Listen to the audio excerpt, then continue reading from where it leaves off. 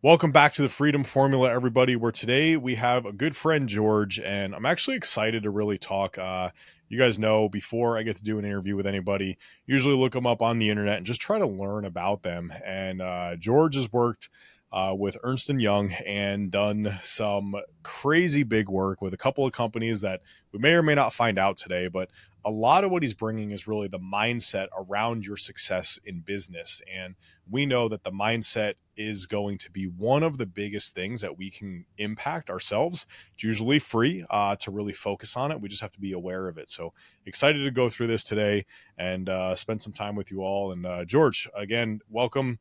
Thank you for spending some time with us, and can't wait to get to know you. How's your day going, man? Yeah, Steve, hi. Thanks for having me. The day is great. I went out this morning, did some chores around the house, and I'm ready to talk to you. This will be fun. And after this, I'm going to go walk and play nine holes. I love that. I love that. What's the temperature by you right now? Because I know by me, it's a little bit hot to be playing nine holes. Yeah, it was yesterday. It was an oven, but today's a lot better. We're about 80 degrees and Okay, humidity's down, so ready to go. reasonable. All right. Well, awesome. Well, yeah, I always like to start off just learning about the person that I'm getting to chat with. A lot of the reason why I love getting to do this podcast is it allows me to meet people. And one of my core kind of pillars of this podcast is going to be relationships. So this first segment is really going to be about that and just getting to learn about you, your history. I know you weren't born as a mindset and business strategist kind of coach and everything there. So just want to understand the journey, the experience, the school. I think there's some legal law school going on, and just better understand the journey, some of the stories along the way. So I take the floor. Why do we get the pleasure of chatting with you today, man? All right, Steve. Yeah, thanks. And I won't try to spend too much time on this, but yeah, I did. Through my education process, my undergrad was in accounting, and my graduate work was law school. So I am both an attorney and a certified public accountant. Um, and with that, to get certified, I joined EY. One place I worked at Ernst Young EY for 35 straight years. Great opportunity though. EY has four service lines, and I had the opportunity to work in all four service lines, which I think really helped grow me as a person. But I also like to say each service line didn't want me, so they sent me on. But but I did end up being a global leader in the last service line over what's called the People Advisory Services, which is to help with the people side of business, help with technology transformation, mergers, acquisitions, moving people around the world. Anything you need to get right on people and business, that was our remit. I think having a background in financial, like being a CPA and a lawyer law, was critical to get involved in global people issues because yeah, there's the people side, which is what we're going to talk about today. What motivates people or demotivates them, or how to lead. But then there's the financial side to everything you do, and then there's the legal side. So I think having that trifecta helped quite a bit. But as I moved on, I was an America's leader and then a global leader. I had a lot of folks that I was able to recruit and onboard, and became a mentor and a coach and a counselor. And that's how I got to where we're at now, is the people side and mindsets. Because when I had to take the phone calls and work with people, I just seen how they're struggling, Yeah. and how they were their own worst enemies against themselves. I call it being in the gerbil wheel. You're running and running and running, and nothing's changing.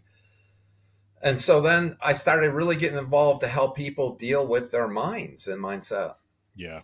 It's all too often people are so stuck and fixated on like this immediate problem I find, and they just can't start to look and what is it? You can't see the forest through the trees, is the saying. And just trying to figure out what's going on. I actually, when I'm in the front of a room, what I'll usually do if I'm talking, I'll bring a chair or something up front, and I'll bring somebody up, and I'll put the chair right in front of them, and I'll ask them, "Oh, what do you see?" And they'll tell me, "Oh, I see a chair." And I'm like, "Well, give me more." And they'll tell me more details about the chair. And I'm like, "Well, give me a little bit more of what you see." And they give me more granular details. And then I'm like, "All right, is there anything else that you see?"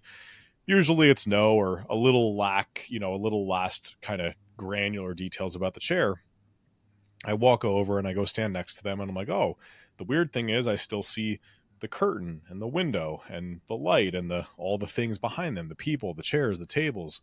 And they're like, oh, well, you told me to tell you about the chair. I go, no, I just put the chair here and told you to tell me what you see, and you fixated on the chair. You forgot everything else. And it highlights what people, especially leaders, business owners, people who are under stress, start to do the moment a problem pops up, is all they see is that thing, but forget all the vastness around them.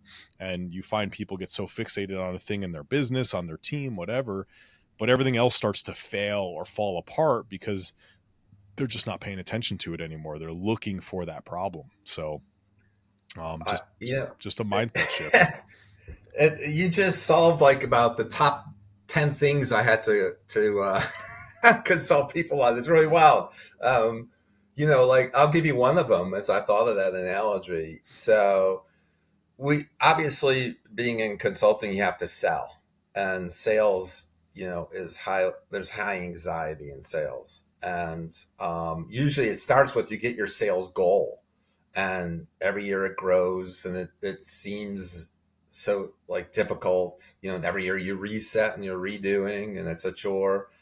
And so in that analogy, the chair is the sales goal, and you're fixated on the chair, and there's this thing of self-esteem, and our self-esteem is often tied to our accomplishments. Think of throughout childhood. Did you win the soccer tournament? Did you win the choral contest? Did you get good grades? Were you on the honor roll? We always reinforce in our culture and reward achievement, and that has a direct correlation to our self-esteem. um, but we are more than our achievements. So if the chair is an achievement, like if you look in the room, there's more to us than the chair, than the achievement, right? Yep. And it's probably okay to feel good about yourself when you do achieve, but what else do you look at when you don't meet that achievement that defines you as a person?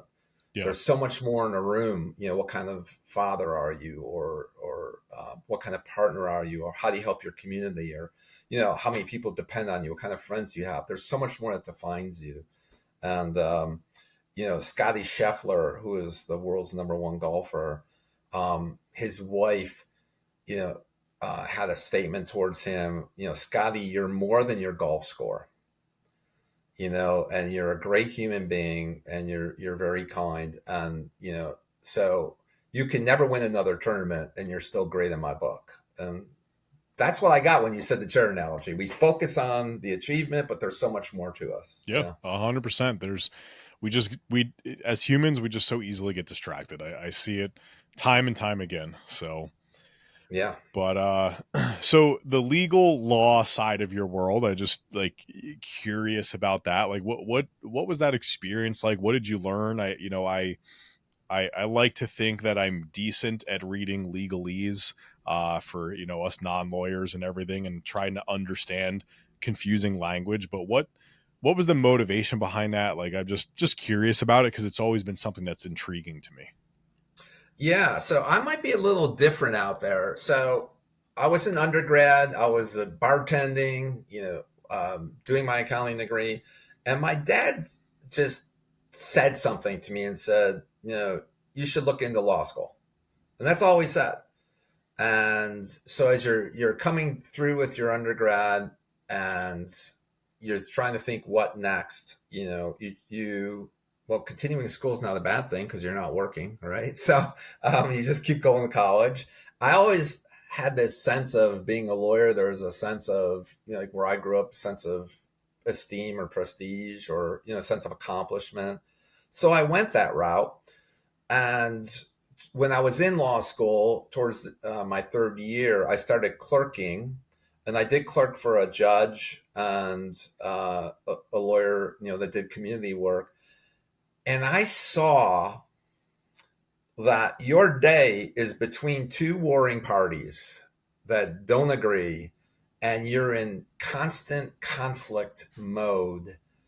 And I looked around and I said, what can this do to you as a person for 20 years of dealing with arguments and Sure. confrontation and conflict?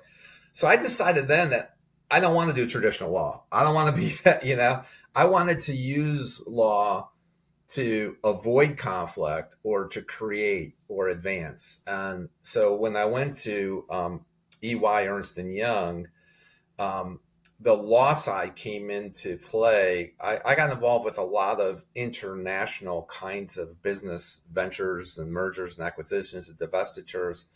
And in Europe, in particular, it's the labor laws are very intricate. They're highly protective of people. There's 17 different kinds of works councils and consultations, and how you transfer employment. There's automatic transfer or offer and accept, and it's the longest tent pole to get a deal done is dealing with the legal matters in the deal.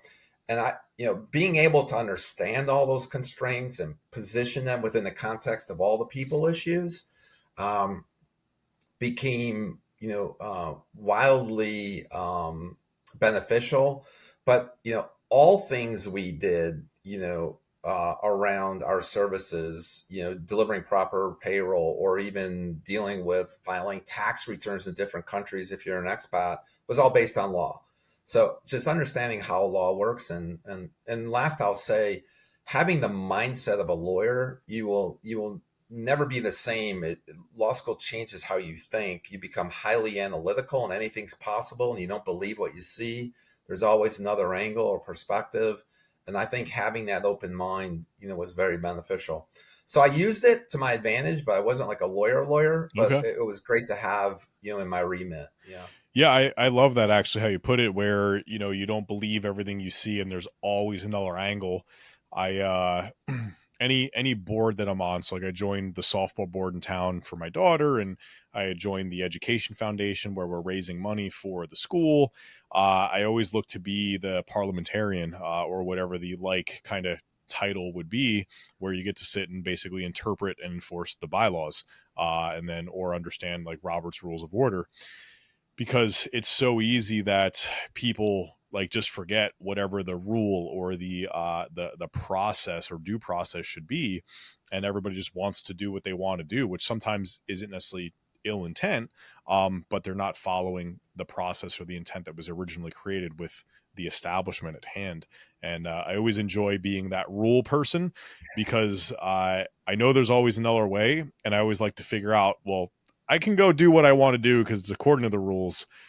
But most people wouldn't understand that because they don't take the time to actually read and understand the rules. So, Yeah, no, I like that, and it's good that you have that. It's kind of your profile. Stop talking, start doing. Like we got to do, we got to get done, and we got boundaries here. Let's go. exactly. Exactly.